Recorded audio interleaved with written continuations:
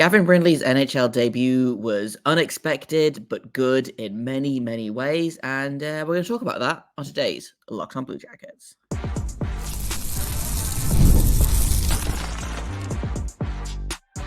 You're Locked On Blue Jackets, your daily podcast on the Columbus Blue Jackets, part of the Locked On Podcast Network, your team every day. Hello and welcome to Locked On Blue Jackets, part of the Locked On Podcast Network, your team every day. I am, as always, your host, Jay Foster, here to give you the good, the bad, and the ugly about your favorite team and mine, the Columbus Blue Jackets. Before we get started, I want to thank everyone for making this your first listen of the day every single day. Locked On Blue Jackets is free and available on all podcast platforms and over on YouTube. And SiriusXM is the one I was looking for that I missed there, but we're available on SiriusXM as well. Just type in Locked On Blue Jackets into the SXM app and you will find us there. Like it says on the thumbnail, the title of the show, on the little box on the side, I'm pointing in the wrong direction. It's the Gavin Brindley show today. I watched probably 40% of his debut live because I was on a plane. Have since gone back and watched the other 60%, and I have some things that I would like to talk about. And to help me have these things to talk about, the fellas over at Locked On NHL Prospects did a little bit of chit-chat about Gavin Brindley. They recorded this previous to his debut, but I am very excited for you guys to listen to it, because I think they say a lot of things that should really, really excite Blue Jackets fans. And then there's some things that they said that I want to kind of really unpack. And we're going to take a look at whether he should be a Blue Jacket or a Monster next season. So let's just go ahead and jump straight into it. I'm going to play the clip from Locked On NHL Prospect of Hadi and Sebastian talking about Gavin Brindley, and then when you see me again, we'll unpack all of what they say. Alrighty, so moving on to our final segment, we'll be talking about Gavin Brindley, Frank Nazar's teammate in Michigan, and a great player. He was a player we were both a lot higher on than consensus. I remember him being ranked a lot around the late 20s, early 30s. He went 34th overall to the Columbus Blue Jackets. He was, I believe, their second pick of the draft after Adam Fantilli, which is a great 1-2 punch up front. But yeah, I think he should have gone a lot higher. He's a fantastic playmaker, an amazing defensive player. And that was clear since his draft year. The effort level, the intensity, the work rate was there. And that's exactly what I was looking for with smaller players. And what I still look for with smaller players is, can you compensate for your lack of size in ways that are effective? And Gavin Brindley absolutely does. He's undersized. I think he's still listed at 5'10", 5'11", something like that. 5'9", 168. Even smaller. Wow. Yeah. He's a rocket of a skater. Like, he just flies around the ice. His skating ability is fantastic. The effort level is consistent and constant on both sides of the puck, but I don't see him overdo it either, where he's overskating lanes, where he's just, pushing the play, taking himself out of position. He plays within structure really, really well. And I think that's what got him signed so early. But there's going to be a debate around that. We'll get into that in a second. But just to break down the kind of progression in this game, what have you liked in terms of the progress in Brindley's game? Because there's obviously been a big uptick in goal scoring. Has the shot improved at all? Is it the positioning? What's happening on that side? A bit of everything there. Like in his draft year, it was his high motor, the unrelenting pace. He was probably the paciest player in the entire 2023 draft class. And the playmaking ability was also a real standout in his draft year season, where he ended up logging 38 points in 41 games, despite going like just under half a point a game before the World Junior Championship that year. But this season, it's been a significant jump, especially on the goal scoring front, going from 12 goals to 25 and adding to that 28 assists for 53 points through 40 games. And I've adored the progression. I think, as you mentioned, at this stage, Brindley does not really overskate passing lanes. He doesn't overhandle pucks very much. He knows the limitations, despite his high-end pace and speed.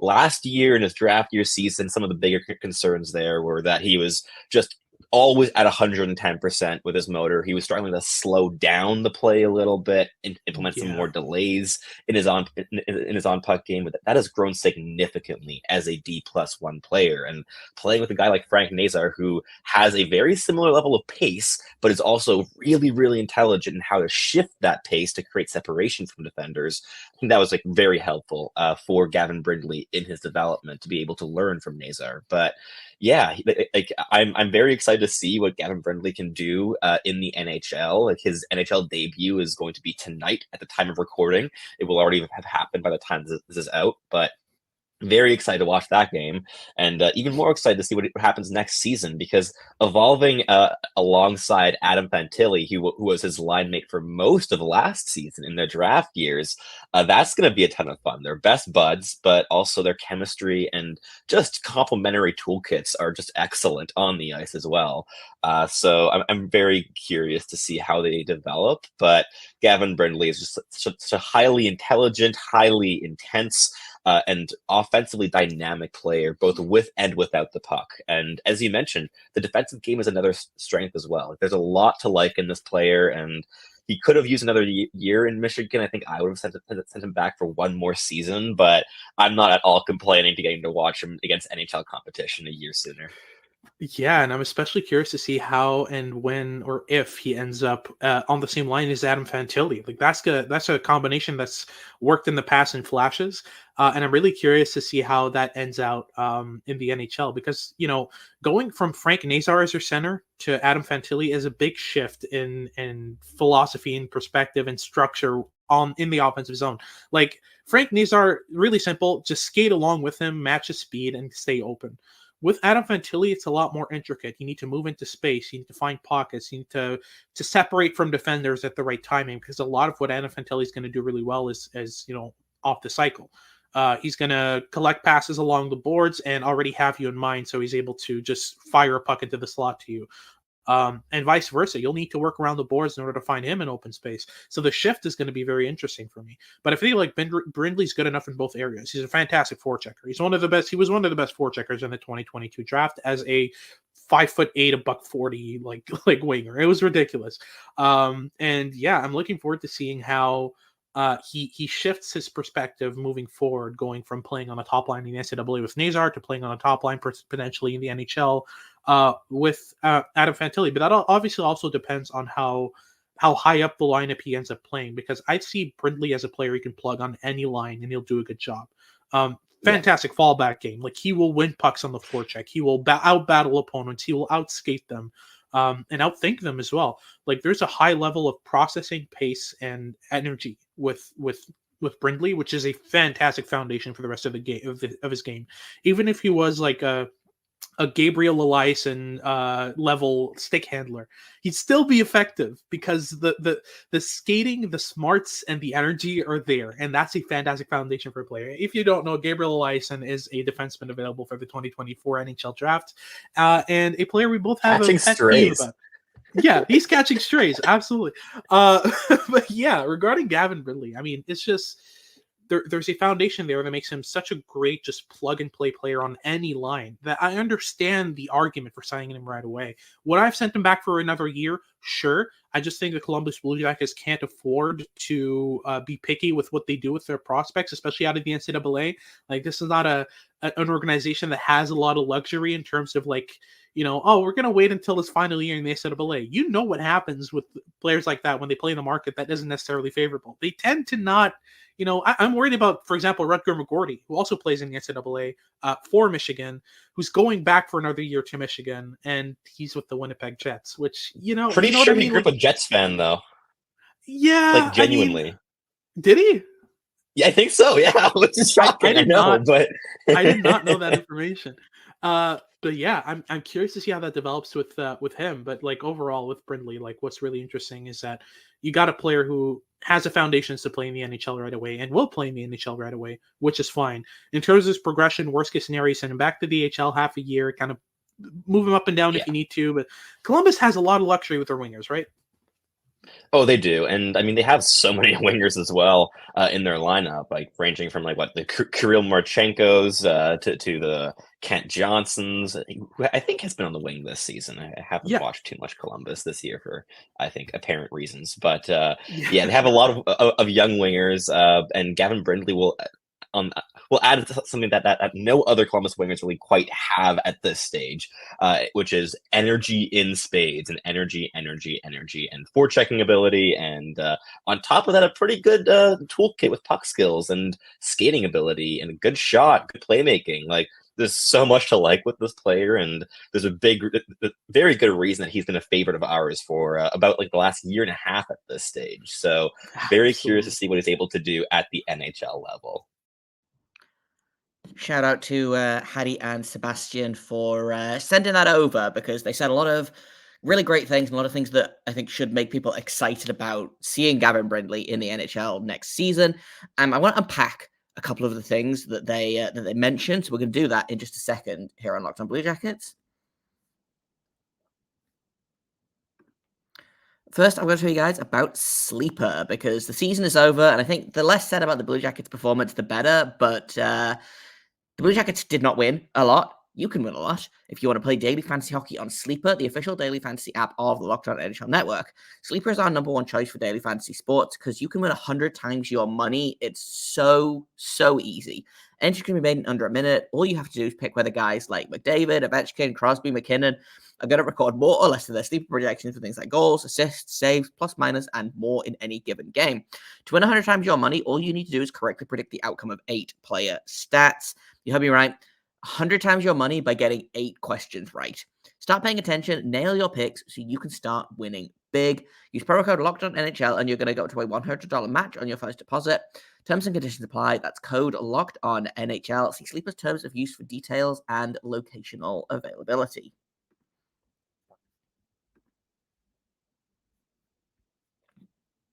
Welcome back to Locked On Blue Jackets. We're talking all about Gavin Brindley today because I wanted to spend an entire episode talking about him. Hadi and Sebastian said a lot of really fun things in that little clip. And one of the ones that I wanted to dig into just kind of in general was his defensive ability, which I feel like is such an underrated part of his game. You know, you get the scouting report on Gavin Brindley, and what you get is small forward, skates at 110 miles an hour and no slower ever. Energy, forecheck. I thought he was very good in his own zone in his debut on, what was it, Tuesday night? And the numbers back that up as well. So if you go to Natural Stat Trick, which is where I get all of my fancy stats from, he came out at 50% in all strengths. He came out at 50% in terms of shot attempts for. So while he was on the ice, there was 7 shot attempts for and 7 against. However, if you if you like scroll across to expected goals for and expected goals against, which is basically how likely a goal is to be scored while you're on the ice, or either for or against, he was only there for 0.26 expected goals for, so only a quarter of a goal expected for his team while he was on the ice. But when he was on the ice, his expected goals against was 0.08.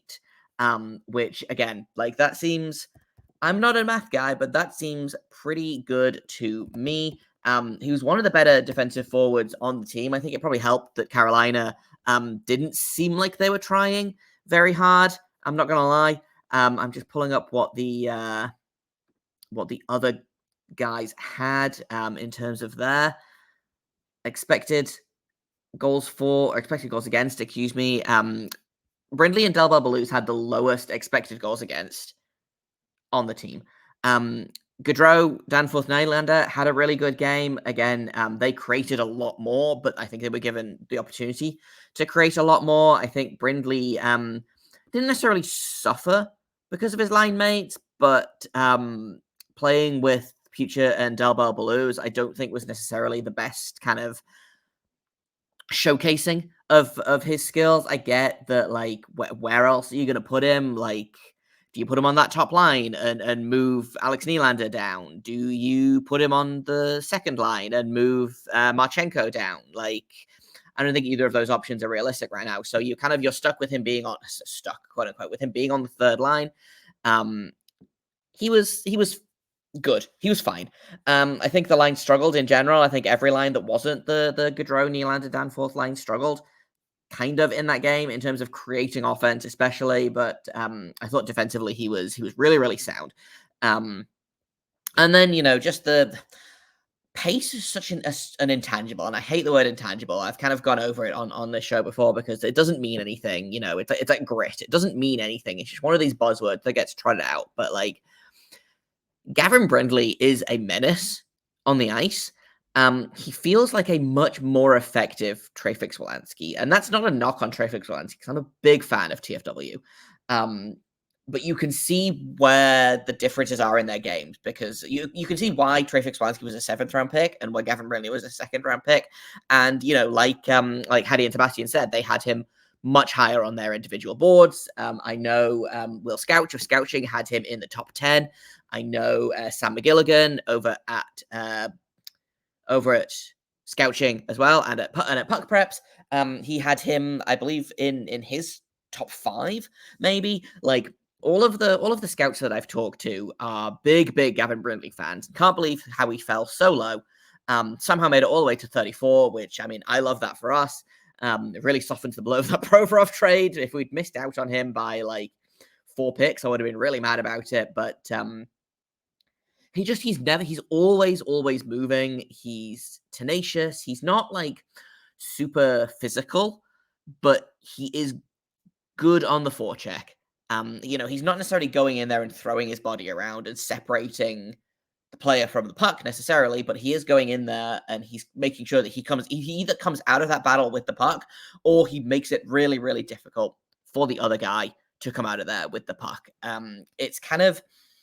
It's not exactly reminiscent of this player, but and maybe it's just because I'm thinking about him in general, but Nick Foligno, I feel like I didn't see Nick Foligno lose a single board battle the entire time he was with Columbus. Like, he was so good along the wall, and I see that with Brindley as well. And it makes me really excited. And like, again, I'm excited to see what he does playing a little higher in the lineup, because I can't imagine that he sticks on the 3rd line. And it's going to be interesting, who goes where when everyone is healthy. Like, when Laine comes back, he's going to be on that right wing unless they switch him to the left when they finally admit that the Gaudreau and Laine duo doesn't work together. But like, could we see a Gaudreau, Fantilli, Brindley line next season? Like, that feels like a ton of fun to me.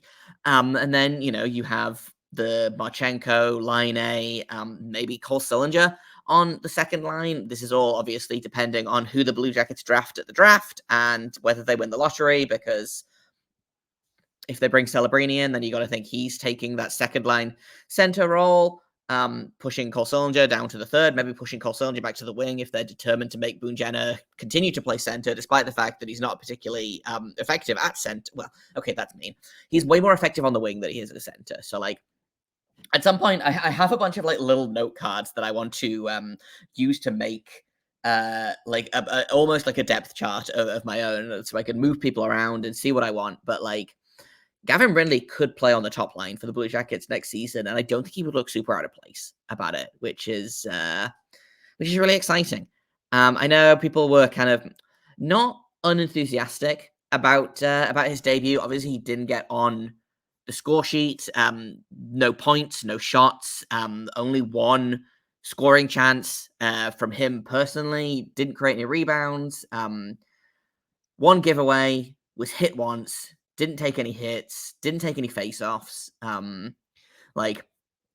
didn't really appear on the score sheet all that much, but his micro stats, his underlying stats, were really quite good. And expected goals for percentage of 75% is very good indeed, I think. And he didn't allow a goal while he was on the ice, which with the Blue Jackets is important. Only had 4 offensive zone face-offs in his entire 12 and a half minutes of ice time. So like, I'm calling this debut a success. I know everyone was excited about Luca Del Belbalus getting his 1st goal. I was as well. It's really, really fun to see.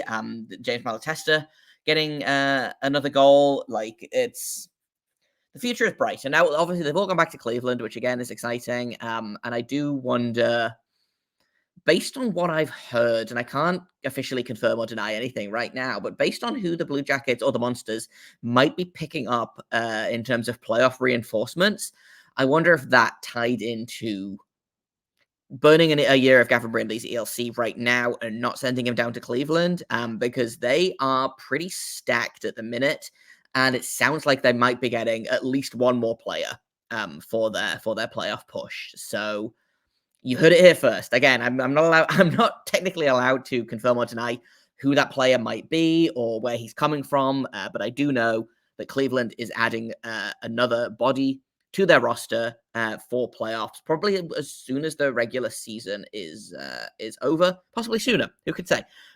Maybe the news will break literally as I am recording this podcast, because that's how breaking news works in Blue Jackets land. Can take another quick break, and then I want to talk a little bit more about whether he should be a Blue Jacket or a Monster next season. So we'll do that in just a second here on Locked On Blue Jackets. First, I want to tell you about FanDuel, because it's playoff time. The NBA and the NHL are both getting ready to start their playoffs. The NHL playoffs start literally 20 minutes time. As of recording this, baseball is in full swing, and FanDuel is your place to bet on every single game. New customers are going to get $150 in bonus bets guaranteed. All you have to do is place one bet. Win or lose, you're going to get $150. To bet on everything from slap shots to home runs to slam dunks, all on an app that is safe, secure, and easy to use. What are you waiting for? Visit FanDuel.com/lockedon. Make your first bet an automatic win. FanDuel, America's #1 sportsbook, and also sponsor of the Locked On Podcast Network. Welcome back to Locked On Blue Jackets. We're talking about Gavin Brindley and whether he should be a Blue Jacket or a Monster next season. And I know what people are saying. The instinct is send him down, give him plenty of ice time. And I think it probably, again, it depends on who's back next season. Obviously, Kent Johnson will be back next season. He plays mostly on the left, I believe, so that's not as much of an issue. But same thing with Igor Chinikov, plays both wings. Do you move Dmitry Voronkov to the wing? Texier plays all three positions. Does Patrick Laine return? Does Alex Nylander stick around? There's not a lot of room on the wing for Gavin Brindley right now. So the question becomes, do you make room for him and play him in the top six, or do you play him in the top six in Cleveland? And I know that the instinct is to be like, no, he should be in the NHL regardless, even if he's getting third line minutes. I don't necessarily disagree, except for the fact that I kind of do disagree a little bit. And I feel like wherever it's the Jiricek argument, I don't care where he plays, as long as he gets a ton of minutes, and it worried me a little bit that, again, meaningless game where the Carolina Hurricanes were playing basically no one. It was Tony DeAngelo and Brent Burns and Teuvo Teravainen and some guys was the Carolina Hurricanes lineup, because they were resting guys for the playoffs. Obviously, it makes sense. I'm not mad about it, but if he's only getting 12 minutes against that kind of lineup, that doesn't necessarily inspire hope for next season for me. I think it depends on obviously, he's going to train hard over the summer. He's going to come in. He's probably going to take part in the rookie camp, which is going to be in Buffalo this season, not Traverse City. Traverse City kicked the Blue Jackets out because they were tired of them winning all the time, which is very funny. That's not the official reason, but it is the unofficial reason. But depending on how Gavin Brindley's season or preseason goes, I could see him getting sent down to Cleveland. I don't necessarily want that. And I think he is going to have to give them a really good reason to send him down. But I also thought that about Ken Johnson, and he ended up getting healthy scratched a bunch before getting sent down to Cleveland, and then shockingly tearing it up. So I don't know, is the answer. I don't know what's going to happen, but I know what I would do. And what I would do is play him in the top six in Columbus. If you don't have room for him in the top six, send him down. But you've got to think that Columbus is thinking about what Fantilli and Brindley were like in college. Can they recreate that in the NHL? Adam Fantilli missed the last 30 games of the season, is going to spend all summer training, getting ready to go. Brindley finished healthy. He's going to be getting ready to go. If those two guys can start strong and start on fire, that could be a real tipping point for the Blue Jackets. And again, this all depends on, there's so many moving parts, who returns, who doesn't return, who the Blue Jackets take in the draft. If they get Celebrini, I can't see it. And again, there's excuse me, there's really only 3 forwards here that I can see the Blue Jackets taking, and it's Celebrini if they win the lottery, and then one of Catton or Lindstrom. Both centers. Lindstrom could play a little bit of wing, which I wouldn't be mad about, but I'd rather have him at center, I think. But neither of those guys, I think, are going to be NHL ready in October. They're going to go back to the WHL, and they're going to tear the WHL into teeny tiny pieces next season. So that gives some freedom, some flexibility to figure out what exactly the Blue Jackets are doing. If they take Celebrini, there's another roster spot gone. It's at center, but that's another roster spot gone. You know, if they take Celebrini, who moves to the wing? Boonjan likely, so there's another winger spot gone. You know, do they move Korsolinger to the wing? Possibly. Do they move Voronkov back to the wing? Possibly. You know, too many moving parts for me to really. And again, the season finished like 4 days ago, so like it's tough for me to sit here and say this is what's going to happen in October. But again, I know what I would like to happen, and what I would like to happen is to see them put Fantilli and Brindley together, at least to begin with, and then. You know, you've got all of preseason to play with. I imagine both of them will probably play a fair amount of preseason games. They're young. You know, they're not that. Neither of them are even close to that age where they're like, man, we're going to play you in 2 token preseason games, but you don't have to try very hard. They're going to be playing a lot of preseason games. They're going to be playing in the rookie tournament. They're going to be playing together at training camp. They're going to be playing together in the preseason. They're probably going to start the season together, unless preseason is like just an unmitigated disaster. Like, it really feels like it's the line to lose, if that makes sense. You know, they're going to have to prove that they aren't well suited to play together in the NHL for them to get separated. Obviously, as we all know, Patrick Laine, that's not correct. Pascal Vincent, excuse me, it's very late here and I'm tired. Pascal Vincent loves to tear apart line combinations if they stop working for 4 seconds. So who's to say? But will Pascal Vincent even be here next season? You know, like the new GM's coming in, he might decide, hey, I'm just going to get rid of everyone. I don't think that'll happen. I imagine Pascal Vincent will be here next season, just because I don't think the Blue Jackets are going to want to pay 3 head coaches for a second consecutive season, especially if they're going to be paying 2 GMs. Or I don't think they're going to be paying Jarmo Kekalainen next season. But my point still stands. I don't think they want to pay 3 head coaches. I believe Mike Babcock is going to be paid next season. Pascal Vincent will be getting paid next season, whether he works for the team or not. So if they hire a third guy, like that's a lot of money on people who don't work for you that you're paying, you know? So to kind of reiterate my point here, I've got no idea what's going to go on, but I know what I would do. And what I would do is put Brindley and Fantilli together, put literally anyone on their other side. Like, do you put Kent Johnson there? Do you put Cole Sillinger there? Do you put Boone Jenner there? Like, do you put Patrick Laine there? I know Fantilli and Laine had some decent chemistry before Laine got injured, and then they started screwing with the lineups and putting Fantilli on the wing and Laine at center, blah, blah, blah. But, like, Laine, Fantilli, Brindley could be a lot of fun because Fantilli's just such a good player. Brindley has the energy and the smarts and the IQ and the toolkit, and Patrick Laine will be there to kind of stand on the Ovi spot and score 50 goals. You know, like that's a real thing that could happen. I don't think it's super likely, but it is a real thing that could happen, you know? So we'll see. There's, like I said, a lot of moving parts, but I'm really, really intrigued at what they're going to do with Brindley next season. My vote is put him on Columbus and leave him to cook. But I could equally see them deciding, well, we want him to get a ton of minutes. We're going to put him in Cleveland and then, you know, check in with him after a couple of months, see what's going on. If he does go to Cleveland, like the AHL better watch out because I do think he will set the AHL on fire. I'm really, really excited. No matter where Brindley goes, I'm going to be watching his games. So, like, I'm excited about that. And that's kind of all I've got for today. No episode tomorrow because it's Sunday and I do need a day off, but Monday, we'll have a Monsters Monday with Dina Weinheimer. The playoffs for the Cleveland Monsters start on Tuesday night. So we'll bring you a preview. Hopefully, by the time we record, we'll know who Cleveland is even playing, because right now they could finish at the top of the division and they could finish 4th in the division. And like the North Division is stupid and doesn't make any sense, but that's what's happening right now.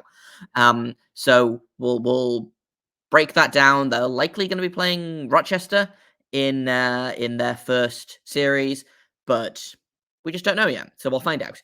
But that's what we're going to do on Monday's episode. This has been Locked On Blue Jackets. You can find me on Twitter at _Jacob Foster, JAKOBFORSTER. Thank you for making this your first listen of the day every single day. You can find the show wherever you get podcasts, Apple, Podbean, Stitcher, Odyssey, Audible, Spotify. There's a million of them. You can find Locked On Blue Jackets at every single one of them. We're on YouTube. We are on the march to 1,000 subscribers. I would love to hit that by the draft, but failing that, I would love to hit that by opening night in October. So let's do the dang thing. You can find us on Twitter and Instagram at LO_Blue Jackets. You can email us at lockedonbluejackets@gmail.com. And thank you once again for making this your first listen of the day every single day. I appreciate all of you everydayers. If you're not an everydayer yet, then it's really easy to become one. Just find us wherever you listen to podcasts, and I will be thanking you for making this your first listen of the day every single day. Until Monday, which, don't forget, Monsters Monday. It's going to be exciting. Until then, make sure you stay locked on.